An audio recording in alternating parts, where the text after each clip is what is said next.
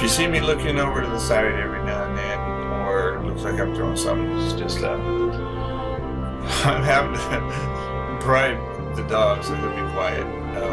My wife's watching TV in the other room, and Panela's asleep, but Captain Morgan is acting like he's needy and may need some personal attention, so hopefully that doesn't interrupt us. Anyway, what I would like to talk today about is my identity, or how I view myself in regards to the topic of theism, atheism, agnosticism, etc. Now, here on my title screen, we have I have some of the most common positions listed, and there's a ton of alternate positions that I don't really want to go into, like atheism. I mean, I've looked at it. I'd be crazy to tell you that I understand it. And atheism is just one example of the many different other views there are. So I'm going to talk to you a little bit about where I stand on this whole spectrum of theist to atheist, and give you some reasons why. As I grew up, I was a theist.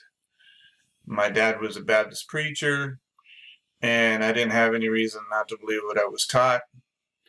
I went to Sunday school. I went to church services 4 or 5 times a week sometimes. My dad became a Baptist missionary, and I actually worked in his church in South America and helped him build a couple of churches in a couple of different cities as a teenager, as a young person. When I left home, I remained a theist, but I left the Baptist church. And I went through a long evolution that I will tell you all about someday, because I think it's interesting. And I finally got to the point where towards the end of the 90s, I had stopped believing. And I went into some other alternate stuff. I explored a lot of different ideas. But then I just realized that it was all superstition, and that it was attractive because my brain, like most brains, is a superstitious brain. And then through the beginnings of this century and up till now, I've defined myself in several different ways. And I guess that has brought us up to the point where I want to get to today. So, I've been a theist, as I just explained. I've been an atheist, and right now I'm sort of an other, and I'll explain that position as we go through it. Well, as far as I can tell right now, there are no gods in the material universe. Now, I don't say that with a hard, definite, no way there's any gods, but I haven't seen any evidence for any gods operating inside the material universe. So I guess in that sense you could say I'm an atheist. However, I do agree that gods exist in the minds and in the imagination of people who need gods to help them make sense of their lives. And I know hundreds of people like this. A majority of my friends and almost all my family would fall into this category, where they need a God to help them make sense of their own personal lives, or to help them make sense of their own personal understanding of the universe.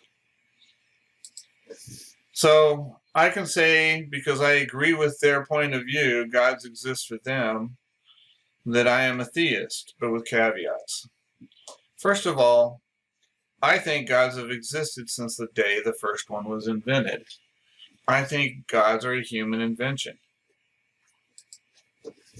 Just like Darth Vader, Leia, and Luke have also existed since the days they were first created. They exist, but they're not real people in the real universe either. They're fictional characters.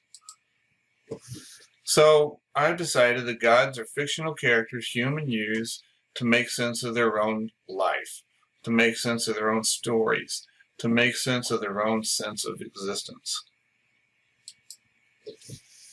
I also believe that gods have evolved over time as the human story has evolved. when you look at humanity going back to the Neanderthals, which right now archaeologists and anthropologists believe may be the first human species to have created a sense of religion. We don't know exactly what the Neanderthals believed about gods, but over time we can trace the evolution of gods in human history. There are primitive societies out there that still believe that plants and animals and rocks and the stars and the sun and the sky all have a existence as people, similar to people, that they are entities, that you can pray to these gods or that you can interact with these gods, be they aspects of nature or ideas about nature that this primitive society has. They believe that those things that they see in their life are sentient and that some of them are gods. And it's quite probable that this is where the idea of gods first evolved from. But we can also trace the evolution of like ancient Greek mythology. We can trace the evolution of the views of the Egyptians, the views of the Chinese, the views of all these other societies that have an outstanding archaeological record. And we can see how the ideas of God have changed. You can actually also study the Hebrew scriptures, or what Christians call the Old Testament, and see how the idea of God evolved even for the Hebrews, the Jews, the Israelites. And you can also see how God has evolved throughout the history of Christianity. Let me just take an example, Jesus. It is probable that the early Christians didn't even believe in a real Jesus, a human Jesus. The first 300 or 400 years of Christianity were fights and arguments over what the nature of Jesus even was. And it wasn't until well into the establishment of the church that the idea of the Trinity, the idea of Jesus as both human and divine, was actually solidified. And I'm not going to take the time to go into Gnostic views or Aryan views or Martian views. Martian, not as in Martian from Mars, outer space, but the church leader known as Marcion. But all these things have evolved, and the theology of the church continues to evolve. The Baptists I know today are quite different from what I've read about Baptists from 300, 400, 500 years ago. So even if Bible Baptists like my parents want to claim that God has never changed, God has changed. God changes from page 1 in the Bible to the book of Revelation. There's all kinds of conflicting views of who God is and who Jesus is just in the New Testament. Anyway, I don't want to get sidetracked on that. I just want to bring up the point that humans created God, and our ideas about that God evolves as our situations or our story changes. With that being said, as far as I'm concerned, the gods on the pages of any other ancient text, be it the Iliad, be it the gods of ancient China, be it the gods of India, be it the gods of ancient Greece, are just as real as the gods in the Bible. They're just as real because they too are human inventions that are used in the same way the Christian God or the Jewish God is used or the Muslim God is used.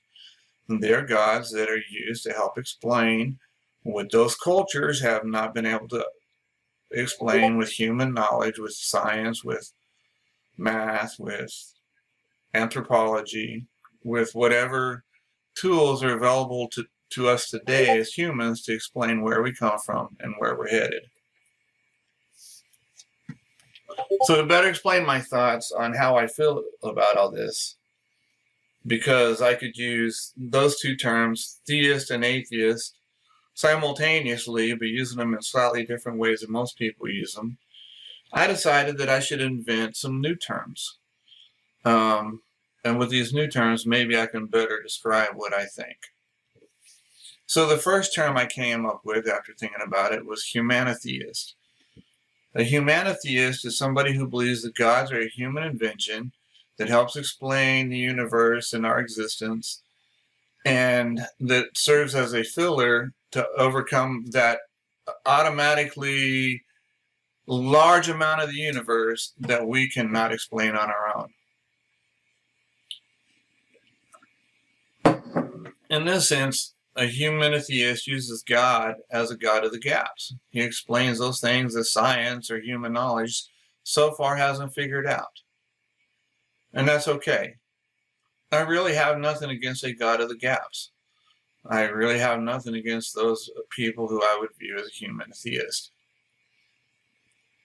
However, the term humanotheist has some drawbacks. Number one, in a conversation, especially on the internet, humanotheist as a term could easily be mistaken for somebody who's claiming that humans are gods. Now, there's not a lot of people out there with this point of view anymore. I think this point of view used to be a lot more prevalent several hundred years ago, but we still listen to people on YouTube and on Discord and on other forms of communication that believe humans are gods. So, in that sense, I'm not going to adopt the phrase humanotheist, even though I think it's a useful phrase to describe what I view about gods. So anyway, I already covered that. Can be confused. No, I didn't cover that. Sorry, I screwed that up. And I'm not going to edit this. I'm just going to make it through. This is like my eighth attempt to make this video. So you're going to have to accept this one, warts and all. The other thing is that, when talking with people, humanotheist could easily be confused with humanist. Now, I want you to understand, I am a humanist. But for me, humanism was apart from anything about gods, any ideas, any conversations about gods. I'm a humanist because I believe that everything we have good, everything we have bad in the world today, and as far as human existence is concerned, was created by humans. So on the one hand, we have all these great achievements that have made life in many countries a lot easier than they used to be. Unfortunately, human achievement hasn't spread evenly across the human race. So while in countries like America and Europe and Great Britain, Australia, I say Great Britain aside because I know they're still trying to separate themselves from the rest of Europe. But in these really modern countries like Singapore, Japan, life is in many ways a lot easier than it is in South America, many parts of Asia, and definitely than many parts of Africa. So as a humanist, I would like to see human progress spread across the globe and make everybody's life easier. And I think that's a fight worth fighting. But that's not the topic of this video either. So just understand that I'm not going to use the humanotheist because I don't want to have somebody mishear me and think that I said humanist. When I talk about humanist ideals, I want that to be separate, and I want that to be a clearly defined point of view that I'm talking about at that particular time. Oops, skipped too far ahead. So here we go. Humanotheist, drawbacks. Confused with humanists. Okay, so this slide. This is my other attempt, my second attempt at trying to define my position with a word or a phrase that is easy to describe, that is easy to understand, and that describes what I believe. And the phrase fictional theist does that without any chance of confusion.